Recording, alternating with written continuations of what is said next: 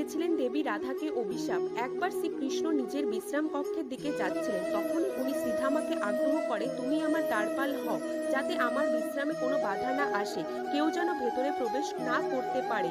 তখন শ্রীধামা বলেন, প্রভু আমি আপনাকে কথা দিচ্ছি, আমি কাউকে ভেতরে প্রবেশ করতে দেব না। ভগবান শ্রীকৃষ্ণ নিজের বিশ্রাম কক্ষে চলে যান আর মনে মনে দেবী রাধাকেই ডাকতে থাকেন। যখন দেবী রাধা শ্রীকৃষ্ণের মনের ডাক শুনতে পায়, তো উনি দৌড়ে চলে আসেন। শ্রীধামা দ্বার আটকে দেয় আর বলেন, দেবী আমি আপনাকে ভেতরে প্রবেশ করতে দেব না, আর যদি আপনি জোর করেন তবে আমি আপনার স্মৃতি কেড়ে নেব। রাধা বলেন, যে স্মৃতি লুপ্ত হওয়ার ভয়ে শ্রীকৃষ্ণের সাথে দেখা না করে সে রাধা নয়। এটা বলে যখনই তিনি পা বাড়ান, তখন শ্রীধামা বলেন, নিজের স্মৃতির ওপর এত অহংকার, তবে আমি আপনাকে অভিশাপ দিচ্ছি যে আপনি শত বছর পর্যন্ত শ্রীকৃষ্ণকে ভুলে যাবেন আর গোলক থেকে দূরে মৃত্যুলোকে থাকবে। বন্ধুরা, রাধা ও শ্রীকৃষ্ণ সত্যিকারের ভক্ত হয়ে থাকলে কমেন্টে জয় রাধাকৃষ্ণ অবশ্যই লিখবেন।